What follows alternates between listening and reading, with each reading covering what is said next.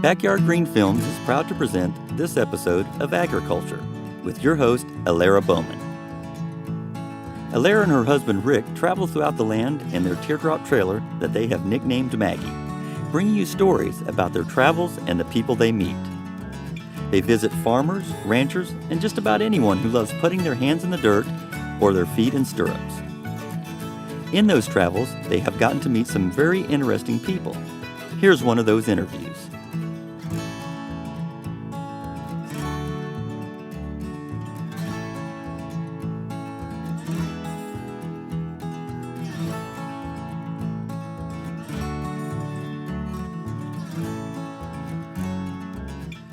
I'm Julie Gauthier, and during the day I'm a veterinarian working for USDA as an epidemiologist or a disease investigator. And then when I come home, I take care of these guys. I consider myself a farmer, and I have a small homestead where I raise heritage breed poultry and of course goats, and something I enjoy very much. What kind of goats are we looking at right now? These guys are called Myotonic Goats, or Tennessee fainting goats is another name for them. What are the characteristics that make this a myotonic or a Tennessee fainting goat? Well, these guys have, to some degree or another, I have to call it a defect. It's a genetic mutation that causes their muscles to become stiff whenever they're startled. So some people will think that they're fainting or they're having a seizure, but actually their muscles are locking up when they're surprised. And that eases up after a little bit of time. We know from people who have a similar disorder that it's not painful to them. It doesn't hurt them when it's happening. But it does make it difficult for them to get out of fences and escape, and unfortunately to get away from predators. Okay, well that's what the myotonics are known for, but can you tell me some of the other characteristics of mothering or husbandry that pertain to this goat? Myotonic goats have some other advantages. They are low maintenance, so I don't have to spend a lot of time trimming feet or taking care of their feet. They take care of themselves pretty well. I don't have to fuss with them when they give birth. They can kid on their own and do very well. They enjoy just being out and about and foraging for their own food. So these guys they're tough, and they're self-sufficient, and they're low maintenance for a homestead. So in terms of the foods that they like to eat, what do they like? Can you describe the area in back of you and sort of the progression? Goats prefer to browse. Where sheep like to graze on the grass, goats would prefer to climb up onto the trees as far as they can and eat leaves and brambles and poison ivy. So they're very helpful as far as cleaning brush out of woodland areas. So the things that are favorites are actually poison ivy, brambles, sweet gum leaves. You can see as you look around that they've cleared the tree line here from the ground level up to about as high as they can stand on their hind legs, which is at about 6 feet up. And so they've cleared all the brush out of this area, and they'll continue to do so. So they're useful as brush control animals.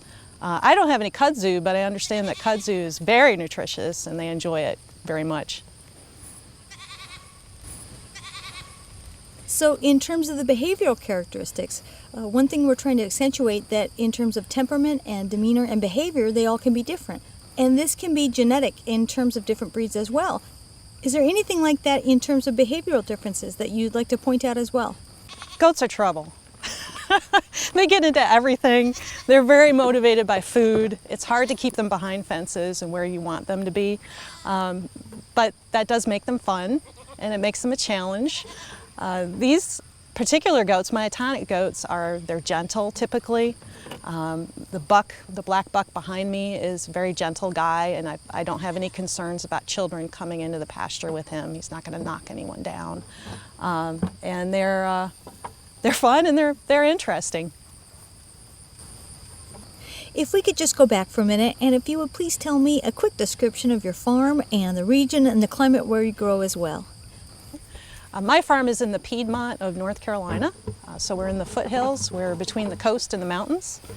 And I have 6.5 acres of my own and another 6 acres that I rent from a neighbor. I started with a few chickens, as most people do. That's the gateway drug for poultry. And added to that, next came the ducks, and then the turkeys, and then the geese, and then the goats. So I focus on raising heritage breeds of poultry, a bit like seed savers for poultry. I'm trying to hang on to these old varieties that were important on homesteads many years ago. And if people like me don't raise them, they may disappear, and we don't know why how they could be important in the future and how they give us choices today.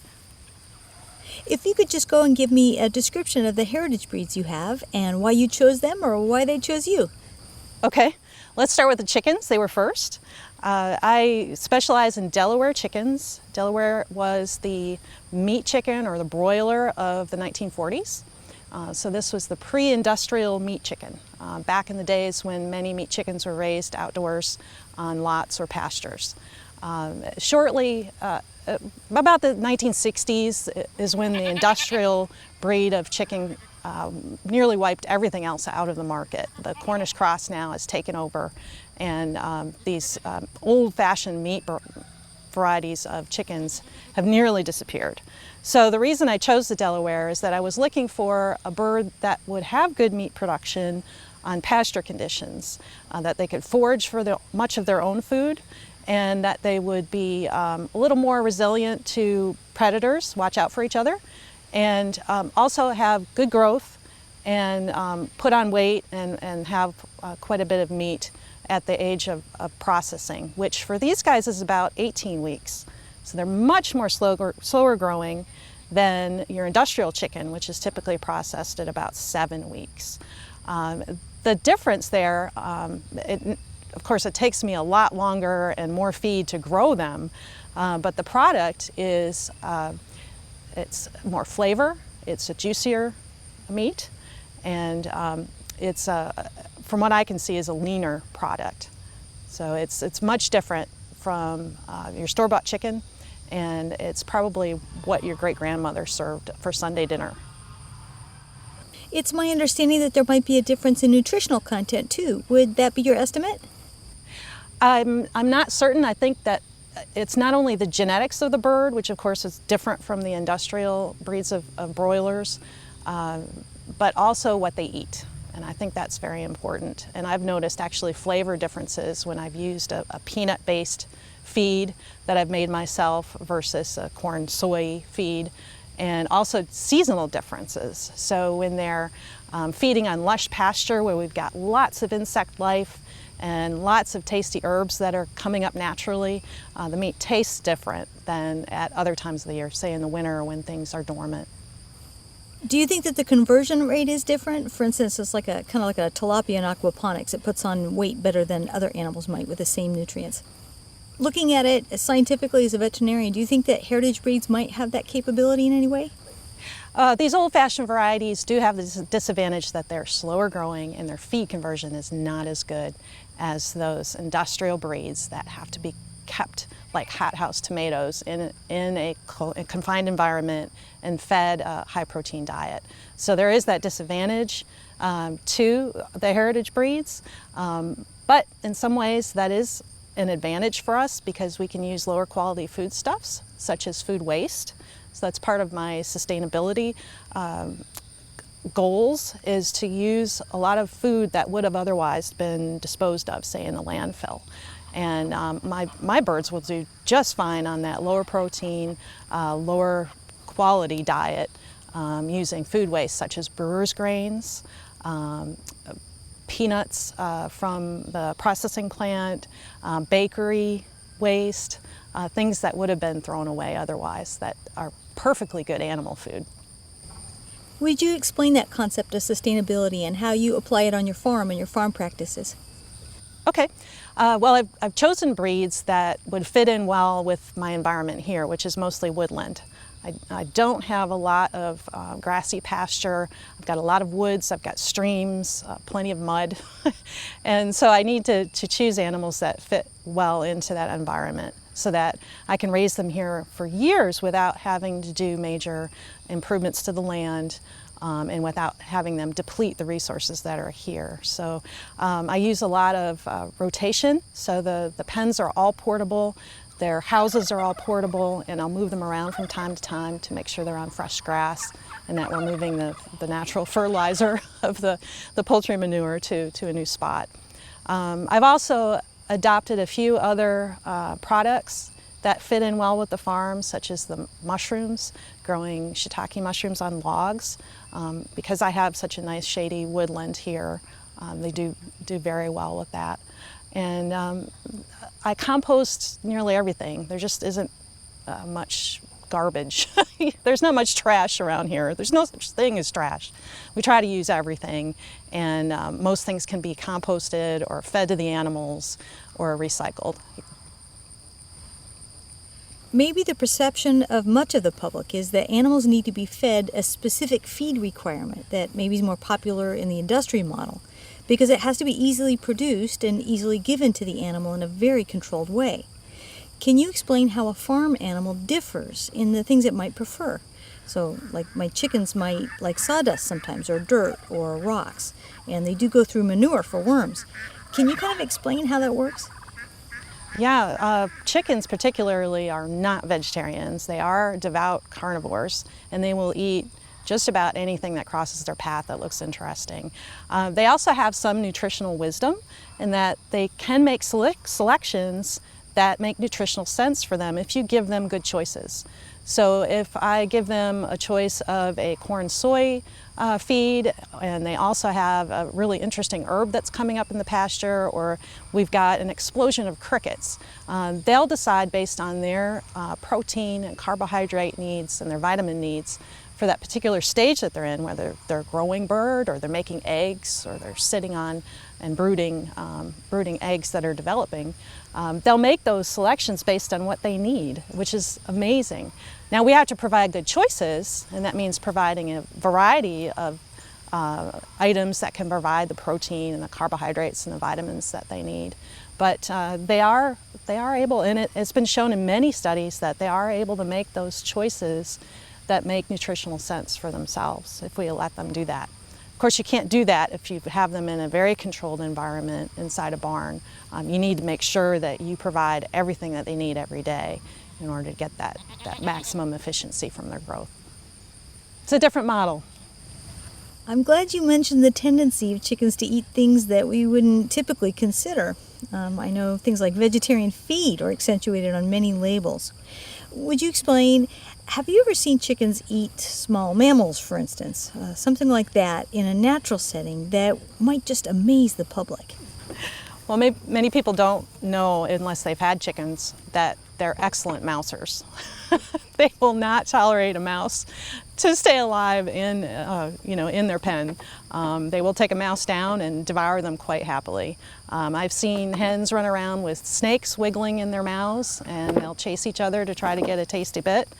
They'll go after just about anything that's available, and unfortunately, that also means that they'll go for each other. And cannibalism is a big problem with backyard chickens that we need to manage. And we manage that by providing them with plenty of opportunities to do natural behaviors such as dust bathing and foraging and scratching and preening.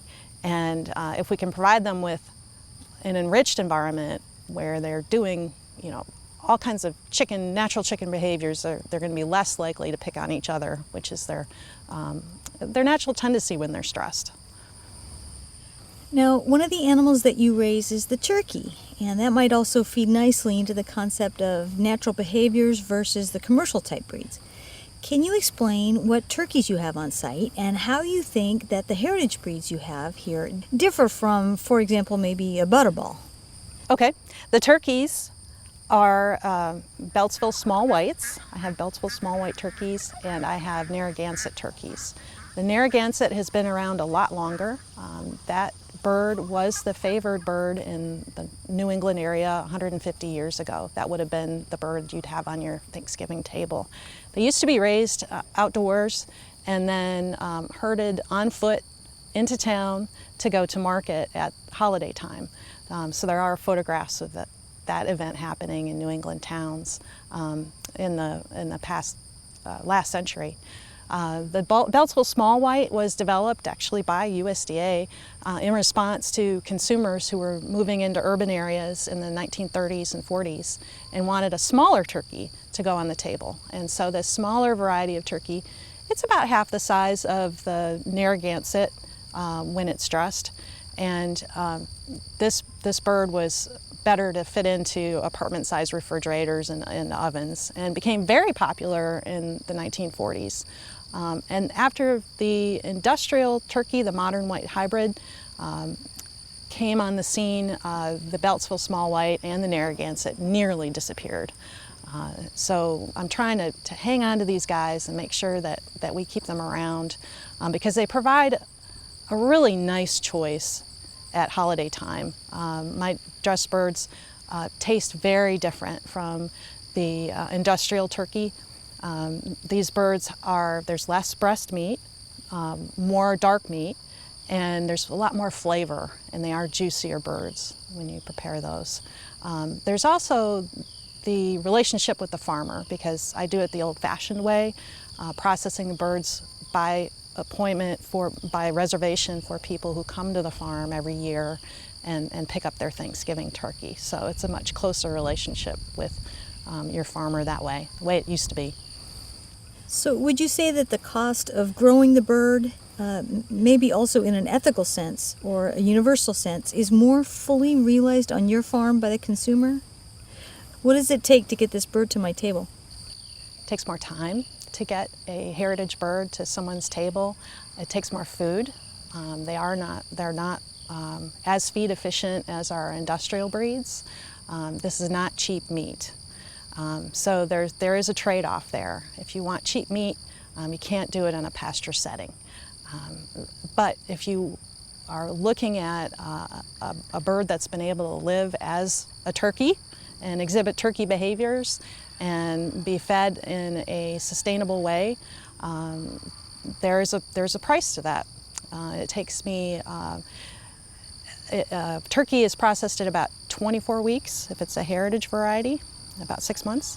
And the industrial variety of turkey has been developed to grow so fast that it is processed at about 17 weeks. So there's a big difference. And that difference comes at a price for the industrial model, because what's happened is that those birds can't live much longer than 17 weeks. They become too large to get around, have a lot of leg problems and heart problems. When they mature, they're not able to mate naturally very well for a couple of reasons. They're so large, but also they're very lethargic, and so they really don't have much interest in doing that. On the other hand, my turkeys, the old-fashioned turkey, slow-growing, can do all those normal turkey things. I have tom turkeys in my flock that are 6 or 7 years old and are still very good at their jobs.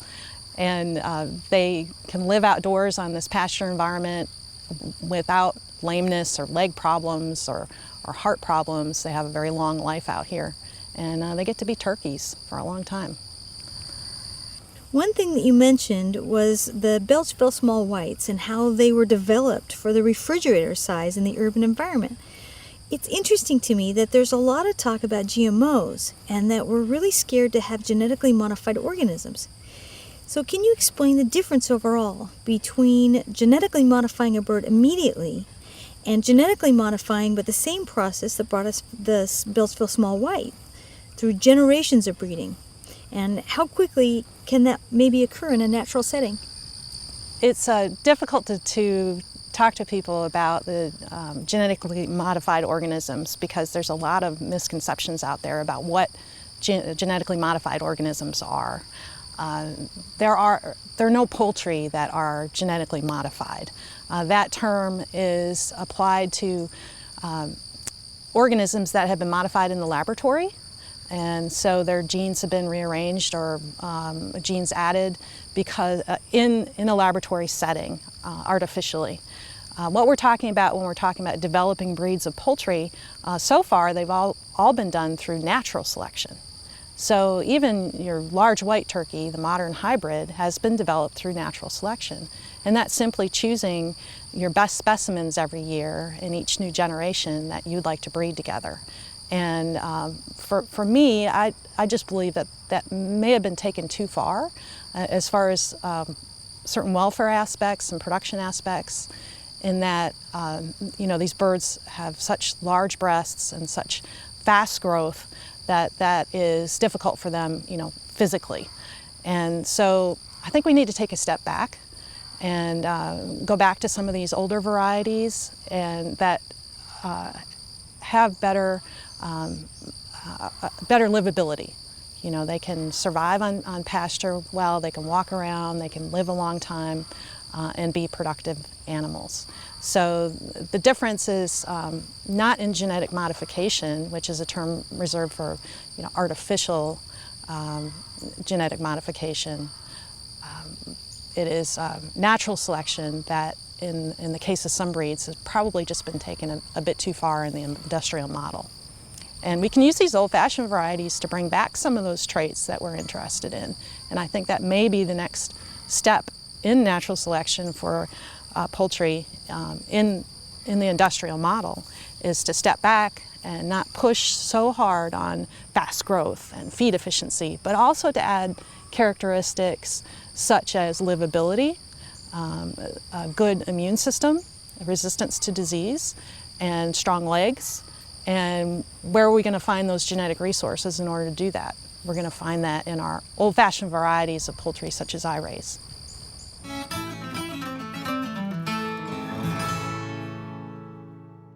If you liked our podcast, please subscribe. This is how we keep going.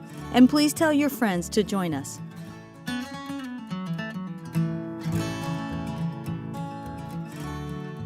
We'd like to thank Dr. Julie Gauthier for taking the time to speak with us today. If you'd like to find out more about the USDA, please visit their website at usda.gov. Also, if you'd like to find Dr. Gauthier's book, Chicken Health for Dummies, please go to amazon.com where you may order it. If you'd like to find out more about the heritage breed animals that Julie raises on her farm, please visit thelivestockconservancy.org. You have been listening to Agri-Culture with your host, Elara Bowman. Please tune in for more upcoming episodes from our travels. I'm Rick Bowman, your behind-the-scenes editor. Until next time. This has been a presentation of Backyard Green Films Productions, all rights reserved, copyright 2020.